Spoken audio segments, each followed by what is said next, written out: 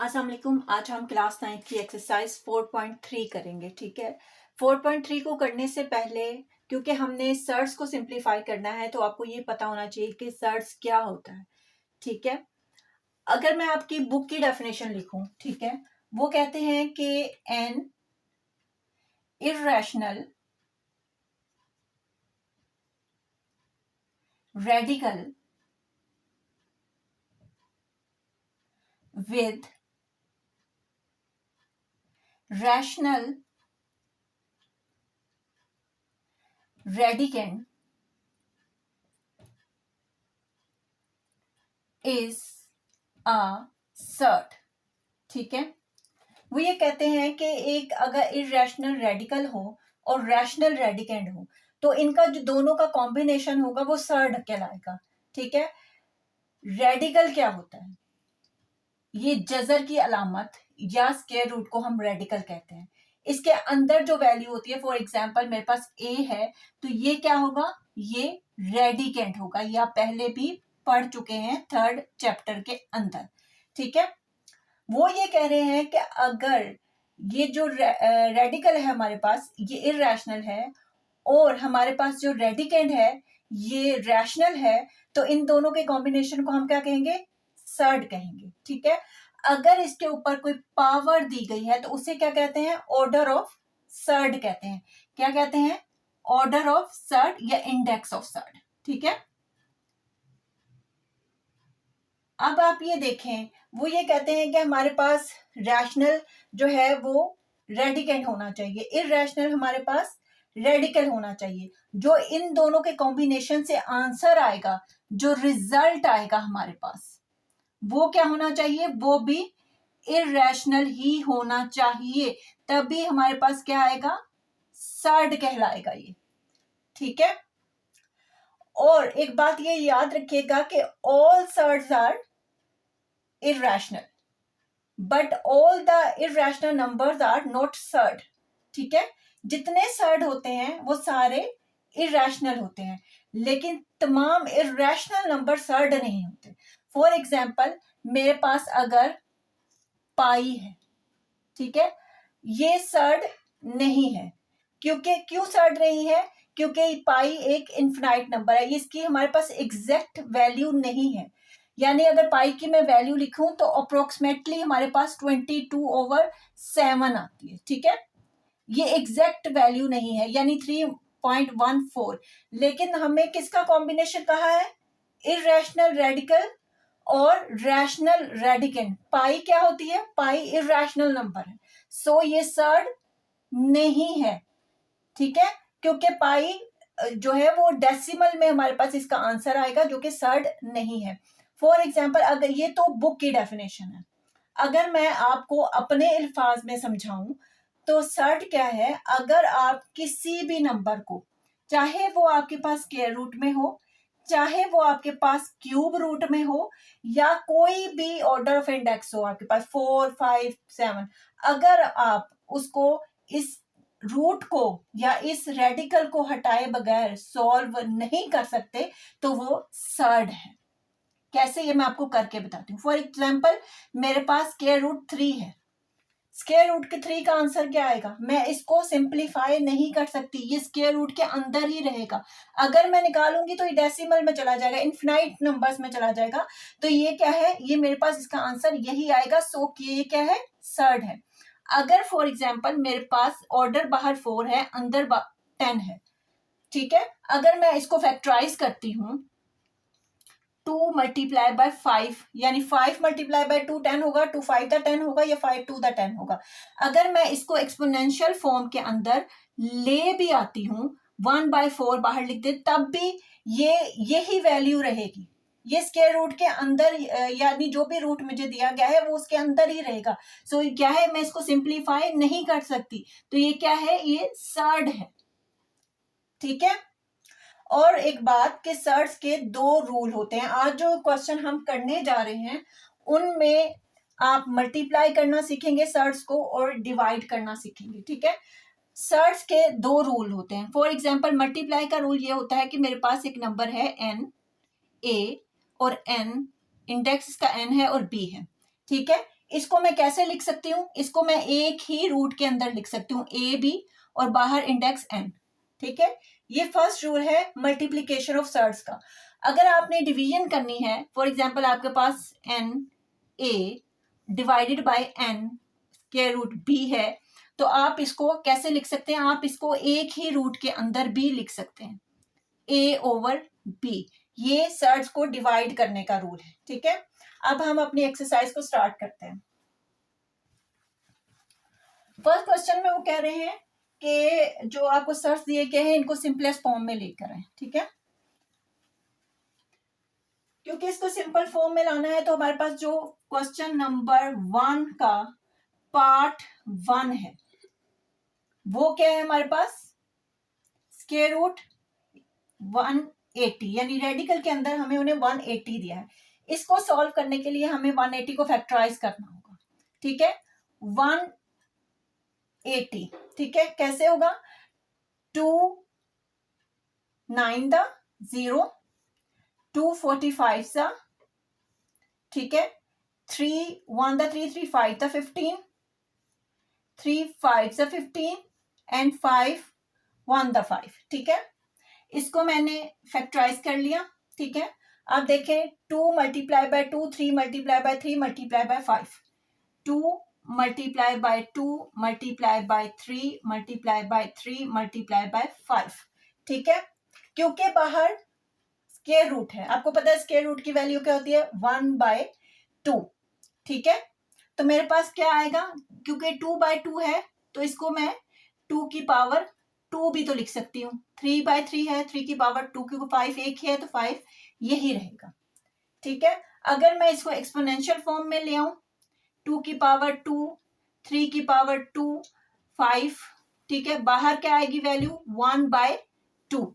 ठीक है, पावर को मैं अंदर ले आऊंगी, 2 मल्टीप्लाई बाय 1/2, 3 2 मल्टीप्लाई 1/2, 5 1/2। ठीक है, ये 2 से कैंसिल, ये 2 से कैंसिल।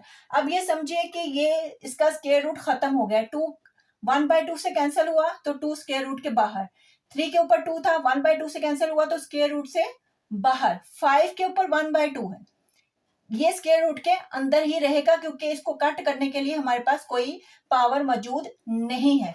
तो क्या होगा, 2 और 3 क्या होंगे, ये स्क्वायर रूट से बाहर आ गए हैं, और क्योंकि 5 के ऊपर कोई पावर नहीं है तो ये स्क्वायर रूट के अंदर ही रहेगा। 2 3 का क्या होता है 6, और आगे हमारे पास क्या है 5, तो ये इसका आंसर है। ठीक है, आपको ये स्टेप्स करने की जरूरत नहीं है, मैंने आपको समझाने के लिए किए हैं। आप सिंपल भी कर सकते हैं कि 2 स्क्वायर रूट से कैंसिल हुआ, 2 स्क्वायर रूट से कैंसिल हुआ तो 2 3 बाहर आ गए और 5 स्क्वायर रूट के अंदर ही रहा क्योंकि इसके ऊपर कोई पावर नहीं थी कट करने के लिए, तो 2 3 दा 6 और स्क्वायर रूट 5। ठीक है, ये आंसर आ जाएगा आपके पास। आप ये स्टेप ना करना चाहें तो ना कीजिए। आगे हमारे पास इसका जो पार्ट 2 है वो है 3 और आगे स्क्वायर रूट है। ठीक है, 162, ये क्यूब रूट नहीं है, ये 3 बाहर वैसे ही है। ठीक है, इसको मैं थोड़ा सा इधर लिख देती हूँ 3। ठीक है, अब हम 162 को क्या करते हैं, फैक्टराइज करते हैं। 2 8 दा 16, 2 1 दा 2, 3 2 दा 6, 2 7 दा 21, 3 9 दा 27, 3 3 दा 9 एंड 3 1 दा 3। ठीक है, ये हमारे पास 3 है, अंदर हमारे पास क्या आया है 2 multiply by 3 multiply by 3 multiply by 3 multiply by 3।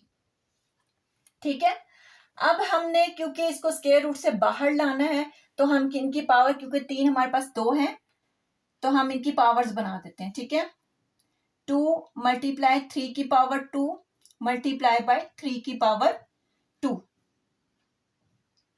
ठीक है, अब आप चाहें तो ये वाला स्टेप दोबारा कर लें। ठीक है, मैं रफ अमल में यहाँ आपको कर देती हूँ। ठीक है, क्योंकि स्क्वायर रूट की पावर क्या होती है 1/2, ये 3 2 है, मल्टीप्लाई 3 2 है, बाहर 1/2 है, 1/2 अंदर आएगा, ये वैसे का वैसा 3 2 मल्टीप्लाई 1/2 मल्टीप्लाई 3 2 1/2, ये इससे कैंसिल, ये इससे कैंसिल, ये इससे कैंसिल, इससे कैंसिल। ठीक है, 2 के ऊपर 1/2 है, हमारे पास स्क्वायर रूट को कैंसिल करने के लिए इसके पास कोई पावर नहीं है, तो इसका मतलब है कि ये स्क्वायर रूट के अंदर रहेगा और ये दोनों स्क्वायर रूट के बाहर आ जाएंगे। ये स्क्वायर स्क्वायर से कैंसिल, ये स्क्वायर स्क्वायर से कैंसिल, तो हमारे पास ये दोनों 3, एक 3 पहले से मौजूद था, 2 3 बाहर आ गए। ठीक है, ये जो 2 है ये क्यूब रूट के अंदर ही, सॉरी स्क्वायर रूट के अंदर ही रहेगा। ठीक है, 3 3 the 9, 9 3 the 27, 27 and square root 2, ये इसका आंसर। ठीक है, अब हम इसके पार्ट 3 की तरफ चलते हैं। इसका जो पार्ट 3 है वो है 3/4 क्यूब रूट 128। ठीक है, ये हमारे पास थर्ड पार्ट है। 128 को आप फैक्टराइज करें,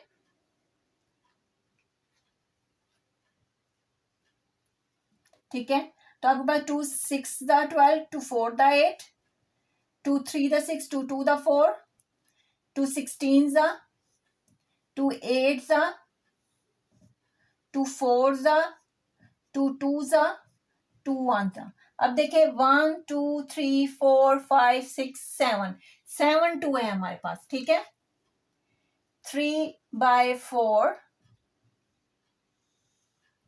क्यूब रूट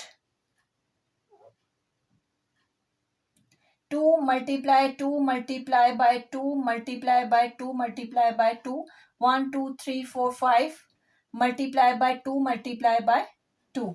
ठीक है, 7 2 हो गए। अब आप ये देखें कि हमारे पास बाहर क्यूब रूट है, तो हमने इसकी पावर इस तरह बनानी है कि ये क्यूब रूट से कैंसिल हो जाए। ठीक है, तो 3/4 क्यूब रूट 1 2 3, 2 की पावर 3, 2 की पावर 3 और एक 2, ऊपर 7 2 थे ना, तो 2 की पावर 3 3 एंड +1 इज 7। ठीक है, तो ये जो क्यूब रूट है ये इससे कैंसिल होगा, ये क्यूब रूट इससे कैंसिल होगा, लेकिन 2 के ऊपर कोई पावर नहीं है जो क्यूब रूट से बाहर आ सके, तो ये क्यूब रूट के अंदर ही रहेगा, यानी ये 2 जो है ये दोनों बाहर आ जाएंगे, यानी 3/4 मल्टीप्लाई 2 मल्टीप्लाई बाय 2। ठीक है, और अंदर एक 2 जो क्यूब रूट के अंदर मौजूद है। ठीक है, 3/4 2 2 ज़ा 4।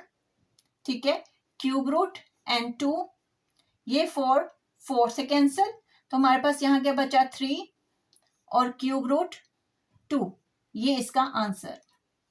ठीक है, अब इसके लास्ट पार्ट की तरफ चलते हैं।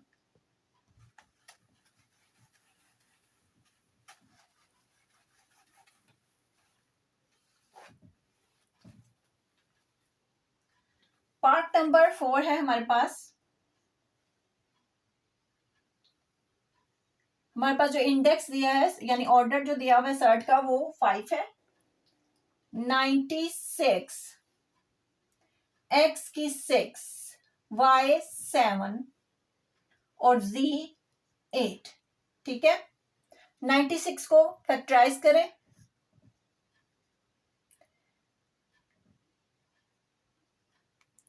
to 4 the 8, to 8 the 16, to 2 the 4, to 4 the 8, to 12 the, to 6 the, 2 3 the and 3 1 the, 1 2 3 4 5, 5 2 है और एक 3 है। ठीक है, 5 2 की पावर हमारे पास क्या आएगी 1 2 3 4 5। ठीक है, 2 की पावर 5 आ गई, एक हमारे पास 3 है, आगे हमारे पास x 6 है, y 7 है, z 8। ठीक है, बाहर हमें इंडेक्स क्या दिया गया है, यानी पावर क्या दी गई है 5, रूट की पावर 5 है, तो हमें अंदर भी 2 की पावर 5 ऑलरेडी है, तो हमें इन वेरिएबल्स की भी पावर्स को इस तरह 2 में डिवाइड करना है कि ये 5 इससे कैंसल हो सके। फॉर एग्जाम्पल ये देखें, बाहर 5 है, 2 की पावर 5, 3 वैसे का वैसा, x के ऊपर 6 है, हम इसको 2 पार्ट्स में डिवाइड कर देंगे, यानी 5 और एक एक्स वैसा ही, चाहे तो 1 डाले ना डाले को फर्क नहीं पड़ता। जब हम इन दोनों को ऐड करेंगे पावर्स को, तो फिर से आपके पास एक्स की 6 ही बन जाएगा, उससे इससे कोई फर्क नहीं पड़ेगा। y की पावर 5 और y की पावर 2 बना लें, जब इनको ऐड करेंगे तो y 7 ही बन जाएगा। फिर उसके बाद z की पावर 5 और z की पावर 3, जब इन दोनों को ऐड करेंगे तो आपके पास z की पावर 8 ही बन जाएगा दोबारा। ठीक है, हमने ऐसे क्यों किया? क्योंकि हमने इन 5 को इस 5 के साथ कैंसल करना। ठीक है, फॉर एग्जाम्पल मैं आपको एक को स्टेप कर देती हूँ इसका। जब मैं इसको एक्सपोनेंशियल फॉर्म के अंदर लेके आऊंगी तो क्या आएगा? इसकी पावर 1/5। तो 2 की पावर हमारे पास क्या है? 5, 3 है ये। x की पावर क्या है? 5, x, y की पावर क्या है? 5, y की पावर 2 है, z की पावर 5 एंड z की पावर 3। जब आप ये 1/5 अंदर लेके आएंगे तो 2 की पावर 5 मल्टीप्लाई 1/5, 3 की पावर 1/5, क्योंकि ये जो पावर होती है या रेडिकल के अंदर जितने भी वैल्यूज होती है वो ये सब की पावर होती है। ठीक है, और आगे है x की पावर 5 मल्टीप्लाई 1/5, x 1/5, और आपके पास आ जाएगा y। ठीक है, y की पावर 5 मल्टीप्लाई 1/5। ठीक है, आगे y की पावर 2 है, फिर आगे इसकी पावर 1/5। ठीक है, और आगे z है, z की पावर 5 मल्टीप्लाई 1/5, आगे z है, आगे 3 मल्टीप्लाई 1/5। ठीक है, अब ये देखें, ये जो 5 कैंसल हो रहे हैं आपस में। ठीक है, ये भी कैंसल, ये भी कैंसल, ये तो बाहर आ जाएंगे, लेकिन जो 1/5 जिसके साथ है वो जो हमारे पास रूट है उसके अंदर ही रहेंगे। ठीक है, यानी ये 2 बाहर आया, 3 और x बाहर आया, और ये y बाहर आया, और ये z बाहर आया। ठीक है, अब जो अंदर रहे हैं 5 के वो कौन से हैं? वो 3 अंदर ही रहा।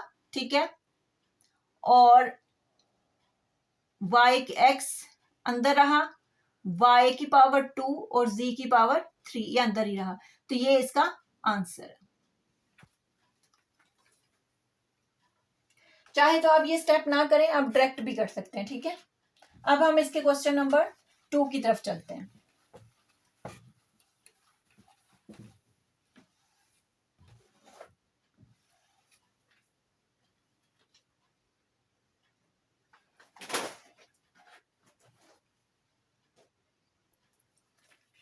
का जो क्वेश्चन नंबर 2 है वो ये कह रहे हैं कि इसको सिंप्लीफाई करें। ठीक है, मुख्तसर करना है इनको।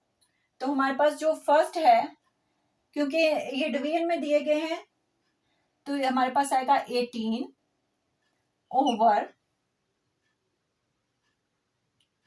Radical with 3 and radical 2। According to the rule of surd हम इसको एक ही जो है वो रूट के अंदर लिख सकते हैं। तो ये हमारे पास 8 आया, ये 3 मल्टीप्लाई बाय 2 आ गया। ठीक है, ऊपर 18 है, नीचे 3 2 दा क्या होता है? 6, 6 3 दा 18। ठीक है, तो हमारे पास आंसर क्या आया? Square root 3। तो ये हमारा आंसर है। अब हम दूसरे पार्ट की तरफ चलते हैं। दूसरा पार्ट है इसका 21 9 63। ठीक है, 63 को फैक्टराइज करें, क्योंकि जिसका ऑड नंबर होता है वो 2 पे डिवाइड नहीं 2 पे जो है वो डिवाइड नहीं होता। तो यहाँ पे 3 से आएगा, 3 2 द 6, 3 1 द 3, 3 9 द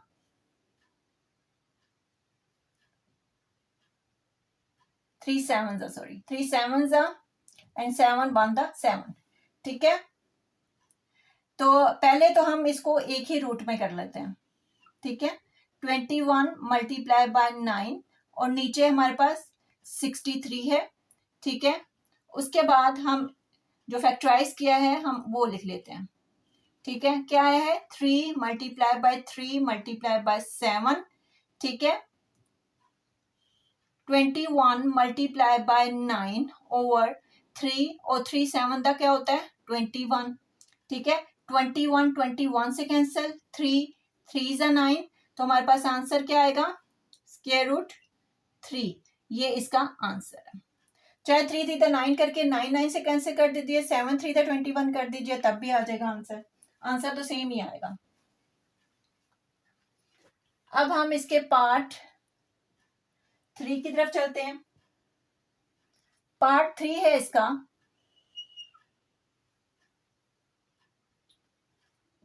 243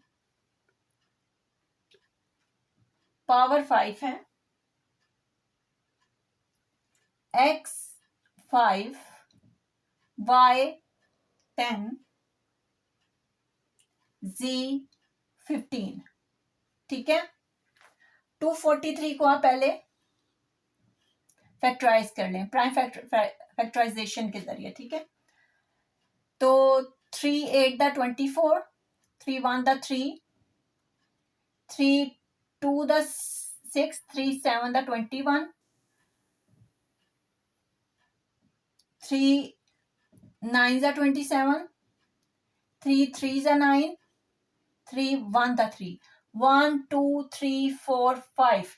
तो यहां हमारे पास पावर क्या बनेगी 3 की 5, बाहर भी 5 है, 3 की पावर 5, x की पावर 5, y की पावर 10, z की पावर 15, ठीक है। इसको एक्सपोनेंशियल फॉर्म के अंदर ले आए, 3 की पावर 5, x की पावर 5, y की पावर 10, z की पावर 15, बाहर क्या है 1/5, ठीक है। अब ये पावर अंदर ले आए क्योंकि ये सब की पावर है, 3 5 multiply 1/5, x5 multiply 1/5, y10 multiply 1/5, z15 multiply 1/5, ठीक है। ये 5 5 से कैंसिल, ये 5 5 से कैंसिल, 5 2 द 10, 5 3 द 15, तो हमारे पास क्या बचा 3x y की पावर 2 z की पावर 3, तो ये हमारा आंसर, ठीक है। अब हम इसके पार्ट 4 की तरफ चलते हैं।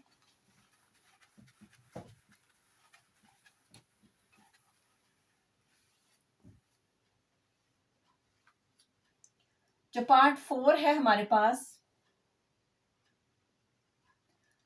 4/5 क्यूब रूट 125,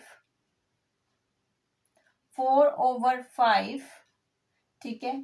क्यूब रूट 125 को फैक्टराइज करें, 5 2 द 10, 5 5 द 25, 5 5 द 25, 5 1 द 5, 1 2 3, 5 की पावर 3, 4/5 इसको एक्सपोनेंशियल फॉर्म में ले आए, 5 की पावर 3 ऊपर 1/3, 4/5 पावर को अंदर ले आए 1/3, 3 3 से कैंसल, तो हमारे पास क्या बचा 4/5 मल्टीप्लाई बाय 5, 5 5 से कैंसल, और हमारे पास 4 इसका आंसर है।